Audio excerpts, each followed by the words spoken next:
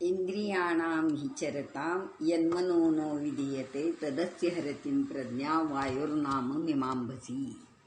ज्याप्रमाणे सोसायट्याचा वारा सुटल्यानंतर समुद्रामध्ये असणारी नाव त्या वाऱ्याच्या दिशेने जाते, त्याचप्रमाणे आपल्या या पंचविषय जे आहेत, हे पंचविषय पंच ज्ञानेंद्रिय कर्मेंद्रिय जे आहेत, त्या एक जरी विषय आपल्याला चिंतनात आला आणि त्याचं सतत चिंतन करत राहिलो किंवा त्या विषयातच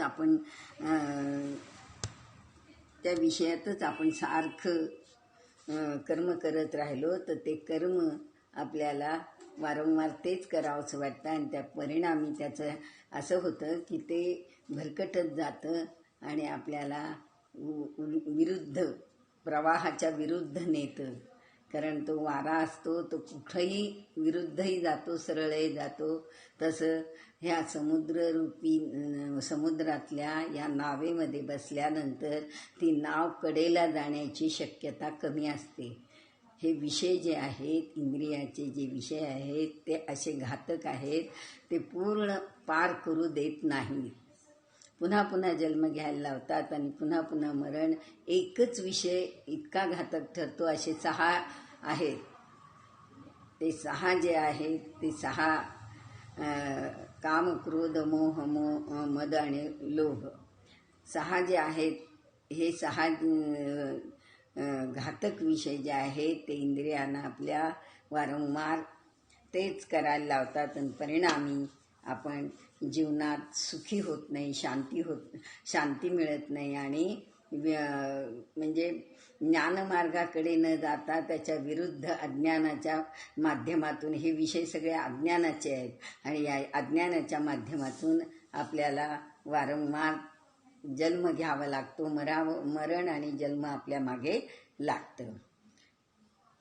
तस्माद्यस्य महाबाहो निगृहीतानि सर्वशः इंद्रियाणि इंद्रियार्थेभ्य तस्य प्रज्ञा प्रतिष्ठिता. म्हणून हे अर्जुना, म्हणून मी तुला सांगतो की ज्याची इंद्रिये विषयापासून नियंत्रित केलेली असतात, म्हणजे आपले विषय जे आहेत त्या विषयांचे त्यांना लागणारे पूरक अशा गोष्टी किंवा असं कर्म न करणं, ते वारंवार तेच कर्म केलं की ते विषय पोचले जातात. म्हणून त्यांना नियंत्रित ठेवणं हे फार महत्त्वाचं आहे. की नियंत्रित ठेवल्यानंतर त्यांची बुद्धी निश्चितपणे स्थिर आणि शांत झालेली असते. म्हणून केवळ कृष्ण भक्तीमध्ये किंवा सर्व इंद्रियांना भगवंताच्या दिव्य भक्तिपूर्ण सेवेमध्ये युक्त करूनच इंद्रिय तृप्तीच्या आवेगांना नियंत्रित करणे शक्य आहे. ज्याप्रमाणे प्रबळ शक्तीने शत्रूचे दमन करता येते, त्याप्रमाणे इंद्रियही नियंत्रित केले जाऊ शकतात. पण मानवी प्रयत्नाद्वारे नव्हे तर केवळ भगवंताच्या सेवेमध्ये युक्त केल्यानेच ती नियंत्रित करता येतात. ज्याने जाणले आहे की केवळ कृष्ण भक्तीमध्ये एखाद्याची बुद्धी वास्तविकपणे स्थिर होऊ शकते आणि या कलेचे आचरण त्याने एका प्रमाणित आध्यात्मिक गुरूच्या मार्गदर्शनाखाली केले पाहिजे. त्याला साधक किंवा मोक्षप्राप्तीचा योग्य असा परीक्षार्थी म्हटले जाते. योग्य गुरु भेटला पाहिजे. आपल्या अंतःकरणाची शुद्धी झाली पाहिजे. ह्या विकारापासून, या दोषापासून, या अज्ञानापासून आपण सावध राहिलं पाहिजे. तर आपल्याला आणि आपल्या अंतःकरणाची शुद्धी झाल्यानंतर सद्गुरू भेटल्यानंतर सद्गुरूंनी जो मंत्र आपल्याला दिला त्या मंत्राचं चिंतन, मनन, निधिध्यासन करून मग आपलं मन शांत झाल्यानंतर भगवंताच्या भगवत प्राप्तीच्या इच्छा अंतःकरणात निर्माण होतात. त्यासाठी श्रवण, मनन, निधिध्यासन करायला पाहिजे. या निशा सर्वभूतानां तस्यां जागृती संयमी यस्यां जागृती भूतानी सा निशा पश्यतो म्हणे. सरळ जीवाची जी रात्र असते, सगळे माणसं जेव्हा झोपतात तेव्हा महात्मे जागे असतात. याचा अर्थ असा आहे की ह्या जन्ममरण रूपी भौतिक जगामध्ये, संसारामध्ये संत महात्मे झोपलेले असतात याचा अर्थ असा आहे की त्याच्यामध्ये त्या आसक्त होत नाही, त्याचा सुखदुःख घेत नाही, आनंद घेत नाही आणि दुःखही करून घेत नाही. हे त्यांना माहिती असतं की हे सगळे विषय सगळे जाणारे आहेत, संपणारे आहेत. त्याबद्दल ते शोक आणि दुःख करत नाही, शोक करत नाही आणि आनंदही मानत नाहीत.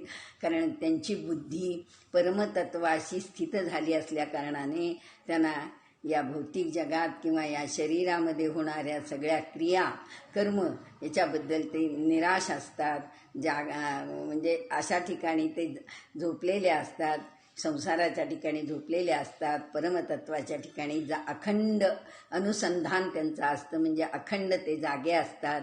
त्यामुळं त्यांना महात्मे संतांना हे सगळं त्यांनी जाणलेलं असल्या कारणानं त्याचे त्यांना म्हणजे आपण जसं म्हणतो की आपल्याला कुणी गेलं की आपल्याला जे दुःख होतं हे दुःख महात्म्यानं होत नाही, कारण त्यांनी सगळं हे जाणलेलं आहे. जन्माला येतो जातो म्हणून त्याचं सुखदुःख किंवा त्याच्याबद्दल ते आसक्त होत नाहीत आणि भगवंताच्या ठिकाणी अखंड त्यांची बुद्धी स्थित झालेली असती, शांत झालेली असती आणि संसारामध्ये ते विरक्त असतात. त्याबद्दल त्यांच्या अंतःकरणामध्ये प्रेम भावना काहीच नसते. अपूर्यमानं मचलं प्रतिष्ठं समुद्रमापं प्रविशन्ति यद्वत् तद्वत् कामाय प्रविशन्ति सर्वे स शांतिमाप्नोति न कामकामी. ज्याप्रमाणे समुद्र हा नेहमी भरत असूनही शांत असतो, भरती ओहोटी येती, पौर्णिमेला भरती येती, ओहोटी येती, भरत असतो, भरलेलाच असतो आणि पौर्णिमेच्या वेळेस त्याला भरती येते तरी तो तितकाच शांत असतो आणि एरवी पण तो अमावस्येला पण तितकाच शांत असतो. त्याप्रमाणे जो मनुष्य समुद्रात अव्याहतपणे प्रवेश करणाऱ्या नद्यारूपी इच्छांच्या प्रवाहाने विचलित होत नाही, म्हणजे अनेक प्रकारच्या नद्या नाले सगळे त्या समुद्राला जाऊन जरी मिळाले तरी ते मोठा म्हणजे वाढत पण नाही, त्याची व्यापकता वाढत पण नाही आणि कमी पण होत नाही. आहे त्या परिस्थितीत तो तसाच समुद्र अथांग असतो. त्याप्रमाणे महात्म्यांचं संतांचं मन विचलित होत नाही, शांत झालेलं असतं आणि केवळ तो शांत प्राप्त करून घेतो. आणि अशा इच्छा तृप्त करण्यासाठी जो झगडतो त्याला शांती प्राप्त होत नसते. जो एक इच्छा झाली की दुसरी उत्पन्न होती, ती शांत झाली की पुन्हा तिसरी उत्पन्न होती. ह्या न संपणाऱ्या शेवटच्या श्वासापर्यंत ह्या कधीच संपत नाही. इच्छेच्या याच्यावरच मनुष्य जगत असतो आयुष्यभर. आज हे झालं, उद्या ते, परवा ते, असं त्यांनी जगत असतो आणि या जगण्याला अर्थ नाही. कारण परमतत्वाची जर ओळख झाली नाही, शांत जीव झाला नाही तर हा सारखा इकडे भटकत असतो आणि त्या प्रवाहात केवळ तो शांती प्राप्त करू शकतो. अशा शांत ठिकाणी तो परमतत्वाशी एकरूप झालेला असतो. विहाय कामान्य सर्वां पुमां शरति निस्पृहा निर्ममो निरहंकार स शांती मदी गच्छती. विहाय कामान्य सर्वा, ज्या मनुष्याचे इंद्रिय तृप्तीच्या सर्व इच्छांचा त्याग केलेला असतो, या जन्मात अनेक जन्म त्यांनी केलेले असल्या कारणाने या जन्मात सगळ्या अंतःकरणापासूनच त्यांना कुठल्याच गोष्टीची लालसा, इच्छा, वासना नसल्या कारणाने तो निस्पृह झालेला आहे, शांत झालेला, इच्छारहित झालेला असं जीवन जगत आहे. ज्याने परिपूर्ण स्वामित्वाच्या भावनाचा त्याग केला आहे. म्हणजे मी कोणी एक मोठा आहे किंवा मला ज्ञान प्राप्त झाले किंवा मला वेदांचा अभ्यास आहे, उपनिषदाचा अभ्यास आहे, शास्त्र मी जाणतो, परमतत्वाला मी जाणतो, असा स्वामित्व म्हणजे असा मोठेपणा, अहंकार त्यांच्या ठिकाणी नसतो. त्याचा त्याग केलेला असतो. ज्याच्या ठिकाणी मिथ्या अहंकार नाही तोच केवळ वास्तविक शांती प्राप्त करून घेतो. येषां ब्राह्मी स्थिती पार्थ नैना प्राप्य विमुह्यति स्थित्वास्त्या मंतकालेपी ब्रह्मनिर्वाणमुच्यते. आध्यात्मिक आणि दिव्य जीवनाचा हाच मार्ग आहे. याची प्राप्ती झाल्यावर मनुष्य मोहित होत नाही. मृत्यूच्या शेवटच्या क्षणी जर एखादा याप्रमाणे स्थित असेल तर तो भगवद्धामात प्रवेश करू शकतो. म्हणजे आयुष्यभर मनुष्याने जे कर्म, जी वासना आणि जे केलेलं आध्यात्मिक शास्त्राचा अभ्यास केलेला असतो तो शांत झालेला असतो. त्याला आता मिळवायचं असं शिल्लक काही राहिलेलं नसतं. तत्वाची ओळख झाल्यानंतर दुसरं तत्व त्याला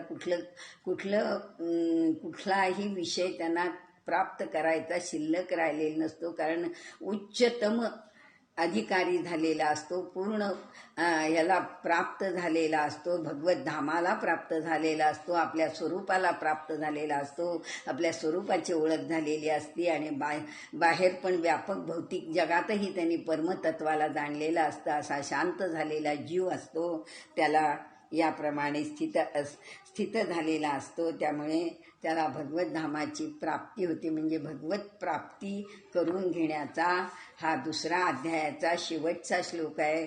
आणि याच्या पुढं या अध्यायामध्ये ज्ञान सांख्यशास्त्र आहे. आणि सांख्यशास्त्र असं सांगतंय की या दुसऱ्या अध्यायामध्ये पूर्ण ज्ञानाची भगवंतांनी पूर्ण ज्ञानाची हे केलेली आहे, सांगितलेलं असल्या कारणाने अर्जुनाला स्थितप्रज्ञ काय आहे याची ओळख करून दिली की तू बुद्धीमध्ये स्थित राहा आणि शांत राहा. याच्या पुढचं भगवंताला सांगायचं आता तिसऱ्या अध्यायात.